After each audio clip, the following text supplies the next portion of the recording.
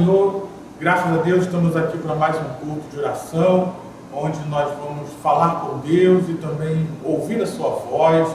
Então quero desde já encorajar você a participar conosco, compartilhar esse vídeo com alguém que precisa orar, ajudar alguém em oração, e aí nós temos certeza que Deus vai ministrar, porque Deus, Ele sempre se move através da sua palavra. Então feche seus olhos, vamos orar, vamos nos entregar esse momento nas mãos do Senhor.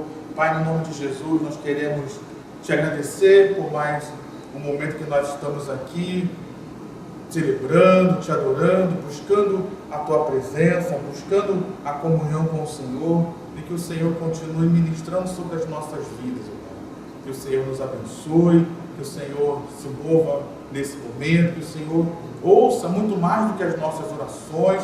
O Senhor conhece aquilo que está no coração, na mente de cada um de nós, e nós te pedimos que o Senhor venha se mover, Pai, e agir em meio às nossas orações, aos nossos clamores mais íntimos, porque o Senhor conhece todas as coisas.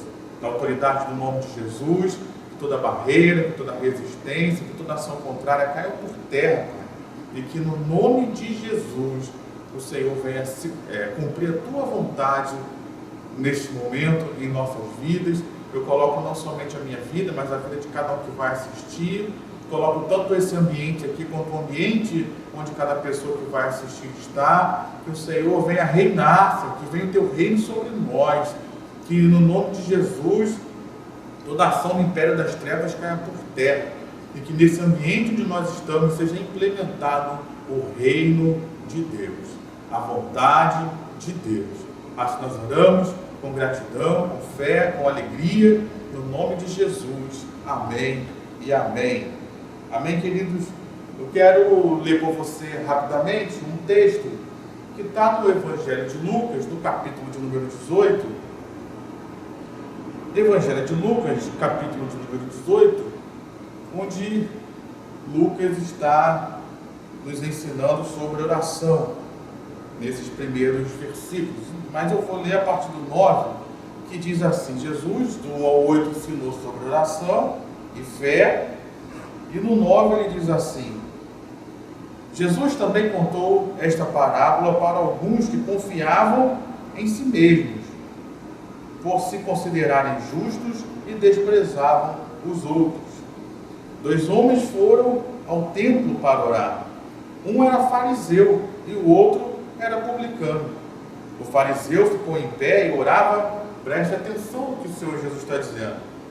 Orava de si para si mesmo, desta forma: ó Deus, graças te dou, porque não sou como os demais homens, roubadores, injustos e adúlteros, nem ainda como este publicano. Jejuo 2 vezes por semana, dou dízimo de tudo o que ganho.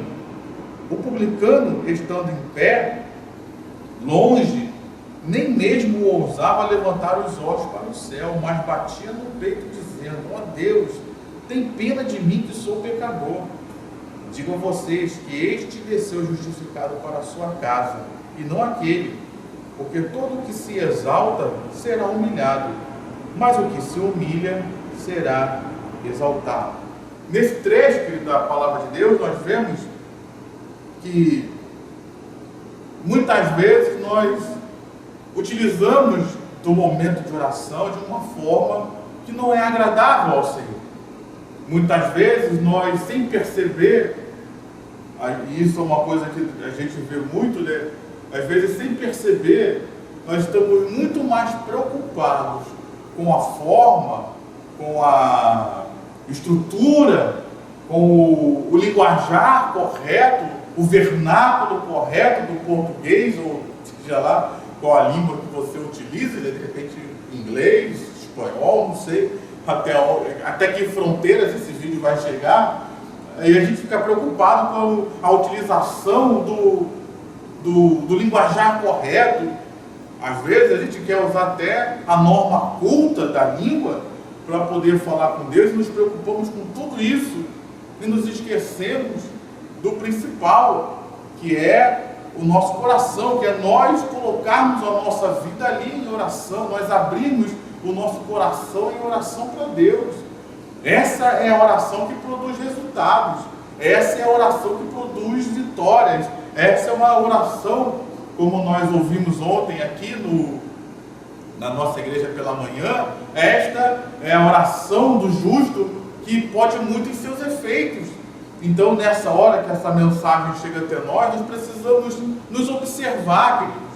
Nos observar porque, especialmente conforme nós vamos tendo cada vez mais tempo de caminhada cristã, tempo de progresso cristão, tempo de vivência na igreja, nós vamos achando, nós podemos ter a tendência, não vou dizer que isso acontece, mas se a gente não vigiar, a gente acaba virando um fariseu, a gente acaba virando uma pessoa que se acha no direito de julgar os outros, ou acabamos nos achando no direito, nos sentindo melhores do que os outros. Eu sou salvo, eu estou na igreja, eu sirvo na igreja, eu prego, eu canto, eu sou o pastor da igreja, eu faço isso. E aí a gente percebe que o eu começa a aparecer demais, quando na realidade a oração não é para o eu aparecer. A oração é quando nós buscamos a Deus. Oração é reconhecendo a nossa fragilidade, reconhecendo a nossa necessidade, é reconhecendo que Deus pode mudar o quadro das coisas e nós dependemos dele. Então, olhando para esse texto, nós vemos que o Senhor Jesus ele fez uma comparação de dois personagens aqui. E é importante a gente entender como funcionava, vamos dizer assim, o contexto desses dois personagens dentro da cultura de Israel. O primeiro personagem que o texto nos mostra é o fariseu. Ele era um personagem dentro da cultura de Israel que era um personagem considerado o espiritual. Era um personagem que era considerado a pessoa religiosa, fervorosa, era considerada a pessoa que era correta, que buscava viver os mandamentos de Deus, a lei de Deus. Era considerado até um dos grupos religiosos dos mais radicais em buscar a vivência da palavra de Deus. Vamos colocar então de uma forma mais clara, talvez eram considerados os mais espirituais daquele tempo, dentro da cultura de Israel. Eram pessoas, em outros lugares, o Senhor Jesus faz outras comparações com relação aos fariseus, em outros lugares, e eles eram até convidados a ir à casa das pessoas para orar. E até o Senhor brinca com isso, porque eles se aproveitavam desse conhecimento, dessa regalia que eles tinham, dessa respeito que eles tinham, reconhecimento que tinham na sociedade. Eles iam até na hora do almoço para aproveitar, orava, fazia longas orações, almoçava na casa da pessoa para se aproveitar daquela situação. Então, eles eram considerados os mais espirituais. Em contrapartida, os publicanos eram considerados as piores pessoas dentro da cultura de Israel, porque eles trabalhavam para o Império Romano, você sabe disso. Então eles eram considerados como os piores pecadores, os traidores da nação de Israel, porque estavam trabalhando para o inimigo, ajudando o inimigo a oprimir o próprio povo deles. Então, nós vemos aqui dois personagens. O primeiro era considerado o espiritual. Era aquela pessoa que a gente olhava, se a gente chegasse num lugar e tivesse com um problema, você fosse pedir uma oração, se tivesse um fariseu e um publicano, dentro da cultura de Israel, todos pediriam oração ao fariseu. Ninguém nunca chegaria a pedir oração ao publicano. E aí a gente percebe que dentro desse contexto aqui, por incrível que pareça, o Senhor Jesus está nos afirmando que quem teve a sua oração que chegou aos céus, quem teve a sua oração ouvida, quem teve a sua oração atendida por Deus, que chegou ao coração de Deus e moveu ao coração de Deus, foi exatamente daquele que ninguém pediria uma oração, foi exatamente daquele que chegou à presença de Deus de uma forma que ninguém acharia que ele seria aceito. E aí nós vemos algumas coisas dentro desse conceito aqui que nos chamam muito a atenção. Falando do fariseu, nós percebemos, não vou pegar item por item aqui, mas nós percebemos que a preocupação dele era consigo mesmo. Embora ele tenha até citado o nome de Deus no início, a gente percebe que foi só ali que ele citou a Deus, e depois ele só citou a si mesmo. E é interessante a gente observar, eu fiz questão de frisar com você, que ele não orava a Deus, ele orava de si para si mesmo. Então ele estava fazendo uma oração mais para enaltecer as suas virtudes do que buscar a Deus de fato, de verdade. E isso, queridos, é uma coisa que nós precisamos vigiar. Especialmente nós que trabalhamos na casa de Deus, especialmente nós que temos um tempo na casa de Deus, porque se a gente não vigiar, a gente começa a achar, eu já preguei muito, eu já cantei muito, eu já fiz muito isso, já fiz muito aquilo. E aí as nossas orações deixam de ser orações buscando a face de Deus e passam a ser nossas orações passando o nosso currículo para o outro, passando o nosso currículo para nós mesmos, para dizer, não, eu mereço ser ouvido, eu mereço ser abençoado. E é interessante nós observarmos uma segunda coisa dentro desse contexto aqui. Hoje eu tenho que ser bem sucinto. Uma segunda coisa que nós vemos é que ele começa a se comparar aos outros. Ele diz que eu não sou, quer dizer, eu não sou como os demais homens, ou seja, eu sou melhor, eu estou acima. Você sabe com quem você está falando? Já escutou essa? E aí ele ainda diz mais, além de ele se comparar com a humanidade em geral, ao invés de ele estar ligado a Deus, ao invés de ele estar buscando a Deus, ele está preocupado com quem está do lado dele. Mas não uma preocupação no sentido de ajudar, de socorrer, mas numa preocupação no sentido de eu sou melhor do que ele também. Será que às vezes a gente vê isso não no culto online, porque online você está aí sozinho e eu aqui também, mas será que a gente vê isso no ambiente de igreja? Às vezes a gente vai orar e começa a orar, Senhor me abençoa, a gente abre o olho assim e vê aquele irmãozinho, Senhor, o Senhor abençoou, o irmão não me abençoou. Veja que o foco dele não está em Deus, não está na graça de Deus, não está no favor de Deus, mas ele começa a olhar para os outros e julgar os outros e olhar para os outros, e o foco dele não está naquilo que Deus tem para a vida dele, mas está em ficar observando aquilo que o outro tem, que o outro não tem, aquilo que o outro faz, o que o outro não faz, e ele acha que por aquilo que o outro faz ou deixa de fazer, o outro é pior do que ele. E aí nós vemos que o Senhor Jesus, ele usa um outro personagem aqui, o publicano. Nós percebemos, os dois estavam no mesmo ambiente, os dois estavam numa mesma postura, de pé. Isso aqui para nós é importante. Às vezes pessoas pensam que tem que estar de joelho. Deus ouve oração de pé também, Deus ouve oração sentado, mas vamos prosseguir. Ele estava de pé, ele não quis nem se aproximar muito do altar, ele não quis se aproximar muito do local lá da oração, ele ficou meio que de longe. E ele, além de ter ficado de longe, ficou de cabeça baixa. Não quis olhar para Deus, não quis olhar para o alto, mas ficou de cabeça baixa em posição de humildade. Batia no peito dizendo, ó Deus, tem pena de mim. Ou algumas versões têm misericórdia, outras versões têm compaixão, que sou pecador. Perceba que aquele homem, ele estava indo a Deus e buscando a Deus. Ele não estava ali para dizer que era melhor do que ninguém, pelo contrário, ele chegou à presença de Deus reconhecendo que diante de Deus ele era pecador e precisava de perdão, precisava de graça.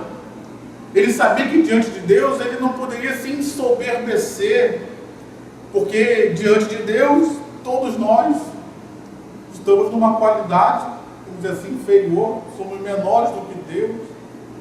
Ele não estava preocupado em saber quem estava do lado, quem era melhor, quem era pior, mas ele reconhecia suas próprias fragilidades. Então, perceba que tem muitas pessoas que tentam, que são soberbas, que são orgulhosas, e elas tentam se orgulhar diante de outros seres humanos, o que já é errado. Mas perceba que o fariseu, ele quis se orgulhar diante de Deus. Se nós tentarmos nos orgulhar diante das pessoas, que a gente acha que são menores do que nós, já é errado, imagina tentar se orgulhar diante do próprio Deus, querido. Foi o que o fariseu fez. E o texto nos diz que aquele homem, o publicano agora, ele se humilhou diante de Deus, reconhecendo a sua fragilidade, reconhecendo que era pecador, reconhecendo que não tinha méritos, porque ele pede: Deus tenha pena, tenha misericórdia. Eu não mereço, eu não tenho virtudes, eu não tenho méritos, eu só preciso da tua graça para ser restaurado. Ele se humilhou, queridos, diante da presença de Deus, reconhecendo a sua fragilidade, reconhecendo a sua debilidade, reconhecendo as suas fraquezas. E o texto nos diz que o Senhor Jesus faz uma afirmação, que ele foi ouvido publicano, porque todo que se exalta será humilhado, mas o que se humilha será exaltado. Então perceba que aqui ele está tratando, em outros textos pode ser diferente, mas nesse texto específico ele está tratando de nós nos humilharmos ou nos exaltarmos na presença de Deus. Ele não está tratando de nós passarmos por humilhações no trabalho ou diante de outros seres humanos, mas ele está tratando aqui do momento da oração, querido. Porque se a gente não vigiar, a gente entra nessa do fariseu aqui, começa a se achar melhor, porque faz, porque realiza, porque é salvo. Meu irmão, nós somos salvos pela graça, não tem nada de melhor em nós. Se a gente for olhar o texto, tanto do Antigo quanto do Novo Testamento, o texto do Antigo Testamento mostra que Israel foi salvo, não era porque era a nação mais poderosa, mas porque era a mais fraca. Se nós olharmos o texto do Novo Testamento, então, aí que arrasa com a gente. Porque o texto lá de 1 Coríntios, no capítulo 1, diz que Deus escolheu as coisas fracas, as que não são, as coisas vis, as coisas loucas, para envergonhar as fortes, para envergonhar as que são, para envergonhar os que se acham sábios. Então, nós fomos salvos pela graça, querido, não porque somos melhores. Então, nessa hora que essa mensagem chega até mim, chega até você, que Deus nos livre, queridos, de sermos pessoas, cristãos, fariseus. Que Deus nos livre de fazermos oração de fariseu. Principalmente orações que tentam se vangloriar diante da presença de Deus. Como é que vamos nos orgulhar daquilo que nós recebemos, queridos? Como é que nós vamos nos orgulhar daquilo que Deus nos deu? Se temos alguma coisa, foi dado por Deus. Então não temos do que nos orgulhar. Que Deus nos livre de sermos pessoas que fazem orações de fariseus que não são ouvidas. Se nós percebermos, o texto da oração do fariseu foi maior, ou seja, ele orou mais. Ele, segundo o relato dele mesmo, ele orava, ele jejuava, e ele fez tudo isso para não ser atendido. De que adianta, queridos? Nessa hora que essa mensagem chega até nós, o texto diz que o fariseu, o publicano, só chegou lá pedindo misericórdia e graça. A Bíblia não diz que ele fazia alguma coisa, que ele orava constantemente, que ele dava dízimos, que ele fazia jejuns. Mas ele foi humildemente na presença do Senhor, com um coração quebrantado e contrito. E ali ele recebeu graça, e ali ele teve a sua oração ouvida. Nessa hora que essa mensagem chega até nós, Vamos abrir mão e deixar toda a religiosidade de lado. E vamos buscar ao Deus que pode todas as coisas. Amém? Que essa palavra fique no seu coração. Vamos orar, feche seus olhos, Pai, nessa hora que essa mensagem chega até nós. Em primeiro lugar, queremos te pedir perdão, Pai. Porque se bobear, se a gente não vigiou, nós já fomos o fariseu.